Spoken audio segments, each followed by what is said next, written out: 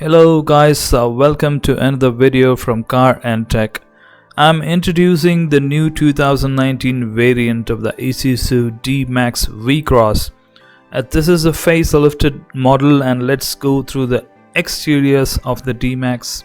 Isuzu badging or logo looks prominent and striking from the front, and the headlights gets the projector setup as well as new LED DRLs and LED headlamps. But the fog lamps are halogen, and the massive ground clearance make this SUV an anywhere to go look. The tires are now given the diamond cut alloys and are from Bridgestone. They are 250 by 60 16-inch tires. There is chrome treatment on the side mirrors as well, and the side steps are standard and makes getting in and out much easier. The V-Cross badging is written on the sides. We can also see chrome handles and a sensor in the driver's side handle, as the V-Cross is now having a keyless entry feature. Over the rear side we can see the 4x4 badging like the outgoing model and the normal tail lamps in the standard model, whereas we get LED tail lamps in the top end variant.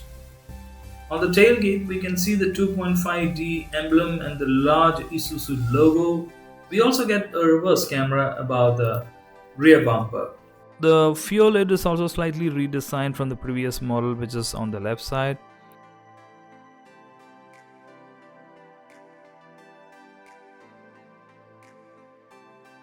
There are lots of space to keep your stuff on the loading bay. I mean, you can carry cycles and even 2 or 3 sacks of coconuts from your coconut farm if you have one. But it's always good to cover the loading bay so that your luggage or other stuff doesn't get stolen. But Isuzu sells this cover as an accessory for around 1 lakh. So this loading bay is the main USP of this SUV. And the total loading capacity of the bay is 1.5 tons, and that is, I believe, the USP of this truck. One more thing I would like to highlight is a massive ground clearance this SUV has got, which I think is just massive. The suspension get leaf springs in the rear for the extra loading capacity.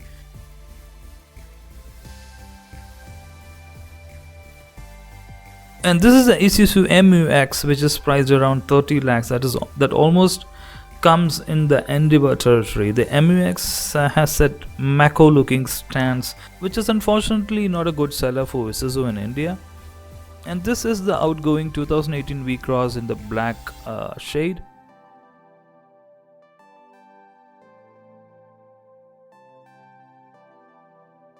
So let's come to the engine specs. It's a 2.5 liter 134 bhp or 136 ps and 320 newton meters of torque, which is called as a flat torque, as we can even drive this in the 5th gear in 40 kilometers per hour.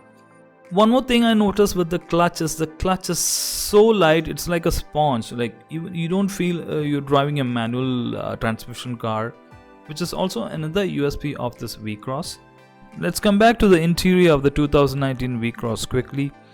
So this has an automatic climate control where the temperature is neatly displayed on that panel, and this also has a 5.5-inch touchscreen display, which does not support Android Auto or Apple CarPlay.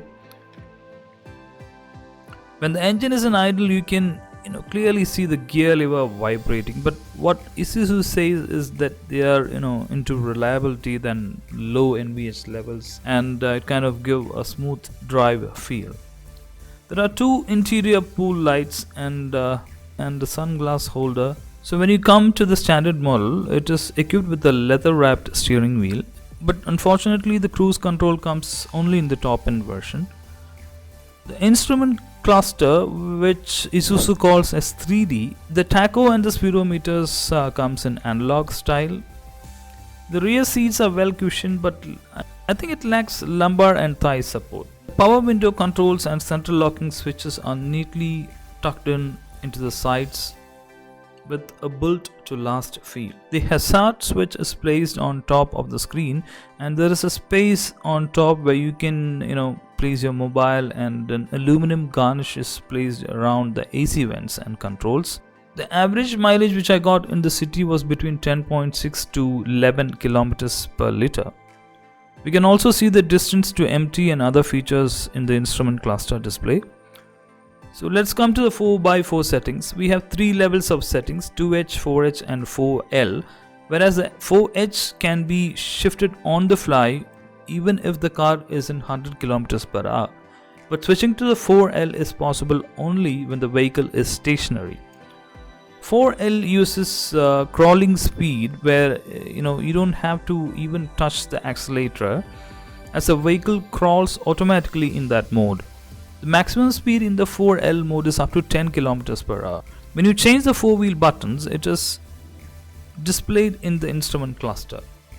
The gear shifting indicator is also shown in the instrument cluster. It also alerts you to change the gear when the required RPM is reached. The reverse camera is pretty decent with normal lane angle, but there is no reverse sensor, which I felt was a bummer, as I believe a massive vehicle of this size badly needs a reverse sensor. The Bluetooth mic and the auxiliary input comes just below the screen. The audio system also has a CD input, which is almost extinct, and the audio felt much better than the outgoing model. There are 2 glove boxes provided on the left side with a 12 volt 30 watt 120 watts power outlet. I had the chance to drive this vehicle in 2-wheel drive mode, and I believe it is a very capable vehicle off-road, but it is underpinned by a ladder frame and leaf springs at the rear. It is a very robust and built to last car.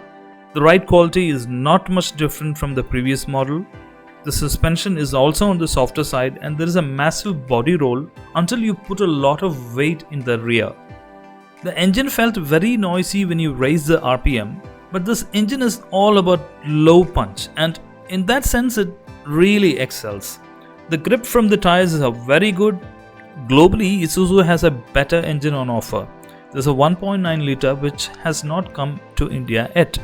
That 1.9 actually produces a lot of power and torque, and you also need an automatic. So that's it for this short walk around video guys, and see you in the next video. Thanks a lot for watching.